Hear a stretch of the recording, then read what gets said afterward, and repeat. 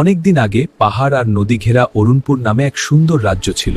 একদিন উত্তরের কালো পাহাড় থেকে নেমে এলো রহস্যময় কুয়াশা। মহারাজ, এক অন্ধকার জাদুকর এই অভিশাপ দিয়েছে, সেনাদের পাঠাও পাহাড়ে। রাজা চিন্তায় পড়ে গেলেন। সেনাদের পাঠানো হলো পাহাড়ে, কিন্তু কেউ ফিরে এলো না। ভয়ে নীরব হয়ে গেল পুরো রাজ্য। আমার বাচ্চাকে বাঁচান। এই সময় সামনে এগিয়ে এলো এক সাধারণ যুবক। তা মহারাজ, আমি যেতে চাই উত্তর পাহাড়ে। তুমি তো শুধু লৌহুকারের ছেলে।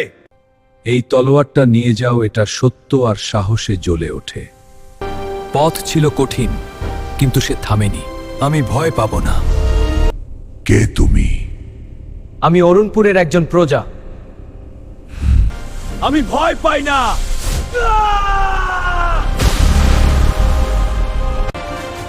আজ থেকে তুমি আমাদের সাহস। আমি শুধু আমার দায়িত্ব পালন করেছি। সাহস মানে ভয় না পাওয়া নয়, ভয়কে জয় করা।